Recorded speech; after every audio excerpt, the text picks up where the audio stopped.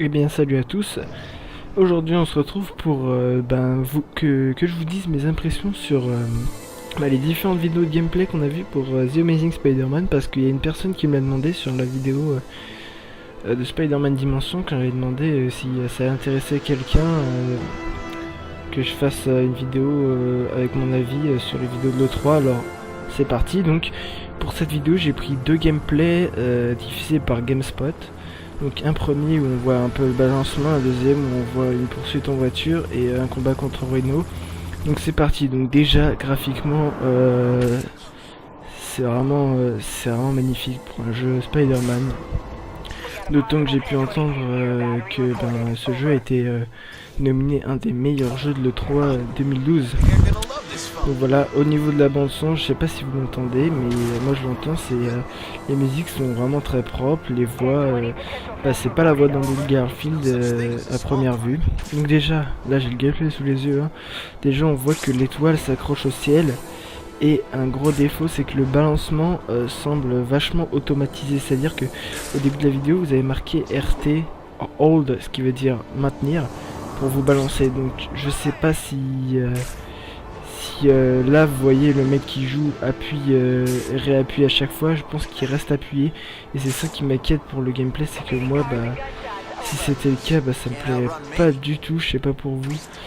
J'ai eu un aperçu excusez-moi, d'un mec sur le forum Spider-Man Amazing Spider-Man qui disait que le balancement était automatique. Au début je le croyais pas, et c'est vrai qu'en regardant les vidéos on voit très bien que on arrive à percevoir que c'est plus ou moins automatique.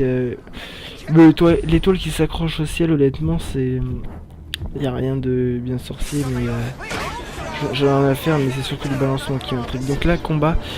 Alors franchement déjà ça fait vraiment penser au niveau de la vue et du combo sur la gauche, ça fait vraiment penser à Arkham City et Arkham Asylum. Alors déjà on peut voir que à chaque fois qu'il fait des contres c'est toujours les mêmes. Il y a eu une remarque sur le forum, mais là vous venez de voir qu'il a utilisé sa toile pour contrer. Ensuite attention, regardez ce contre là, c'est le même que avant, c'est quand ils attaquent avec les couteaux les ennemis.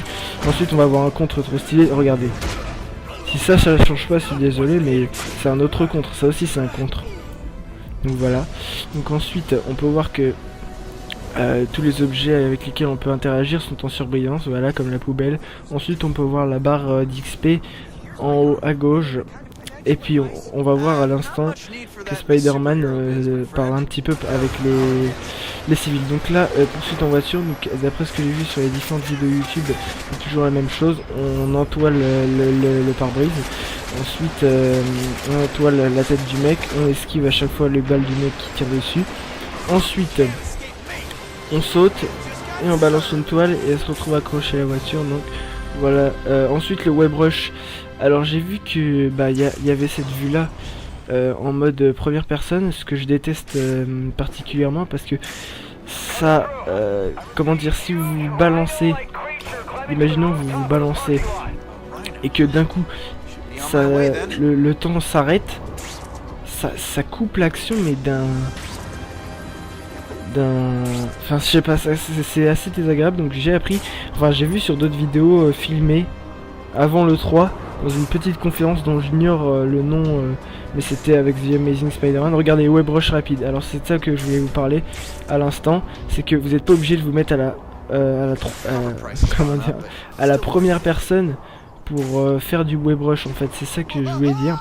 Donc vous avez écoutez, je sais pas si vous l'entendez, mais on entend Spider-Man crier quand il se balance. C'est tout à fait excellent. Ensuite, vous voyez que le smartphone de Peter Parker en bas à droite, il s'affiche et s'enlève à volonté, donc ça c'est pas mal.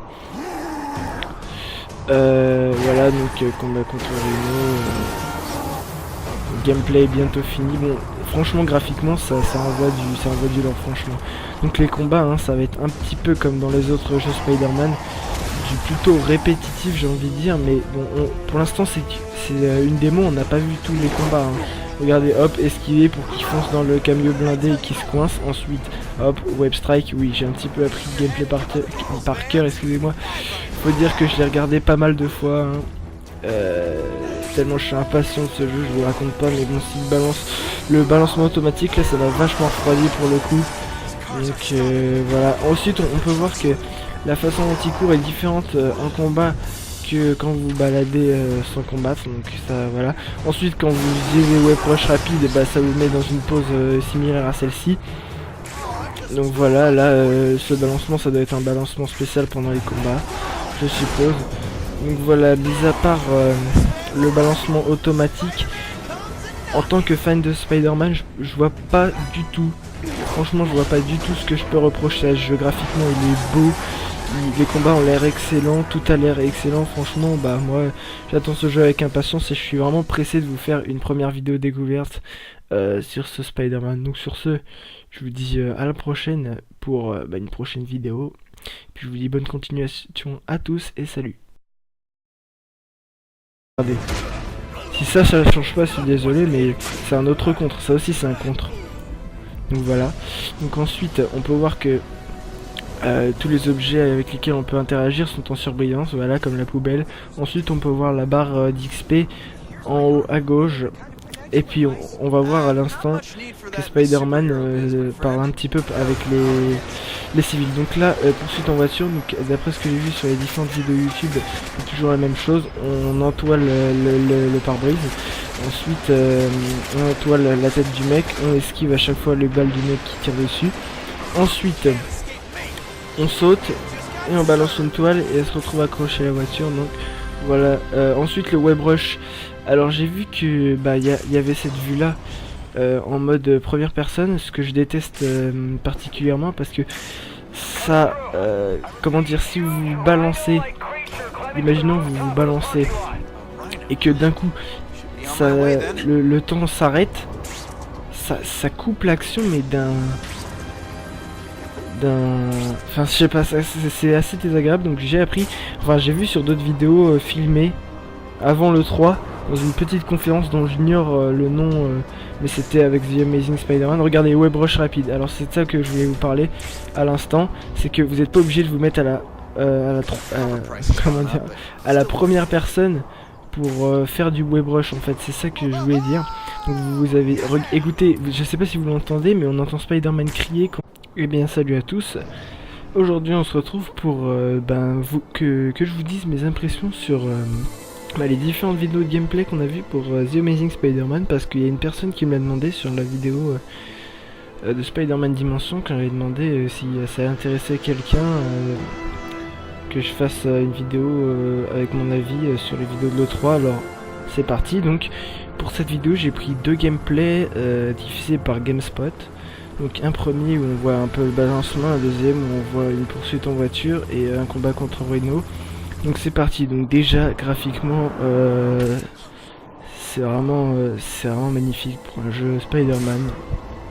D'autant que j'ai pu entendre que ce jeu a été nominé un des meilleurs jeux de l'E3 2012. Donc voilà, au niveau de la bande son, je sais pas si vous l'entendez, mais moi je l'entends, les musiques sont vraiment très propres, les voix, c'est pas la voix d'Andrew Garfield à première vue. Donc déjà, là j'ai le gameplay sous les yeux, hein. Déjà on voit que l'étoile s'accroche au ciel, et un gros défaut c'est que le balancement semble vachement automatisé, c'est-à-dire que au début de la vidéo vous avez marqué RT, hold, ce qui veut dire maintenir, pour vous balancer. Donc je sais pas si... là vous voyez le mec qui joue appuie et réappuie à chaque fois, je pense qu'il reste appuyé et c'est ça qui m'inquiète pour le gameplay, c'est que moi si c'était le cas ça me plairait pas du tout, je sais pas pour vous. J'ai eu un aperçu excusez-moi d'un mec sur le forum Spider-Man Amazing Spider-Man qui disait que le balancement était automatique. Au début je croyais pas, et c'est vrai qu'en regardant les vidéos on voit très bien que c'est on arrive à percevoir que c'est plus ou moins automatique. L'étoile qui s'accroche au ciel, honnêtement c'est y a rien de bien sorcier, mais j'en ai à faire, mais c'est surtout le balancement qui m'intrigue. Donc là combat. Alors franchement déjà ça fait vraiment penser au niveau de la vue et du combo sur la gauche, ça fait vraiment penser à Arkham City et Arkham Asylum. Alors déjà on peut voir que à chaque fois qu'il fait des contres c'est toujours les mêmes. Il y a eu une remarque sur le forum, mais là vous venez de voir qu'il a utilisé sa toile pour contrer. Ensuite attention, regardez ce contre là, c'est le même que avant, c'est quand ils attaquent avec les couteaux les ennemis. Ensuite on va avoir un contre trop stylé, regardez.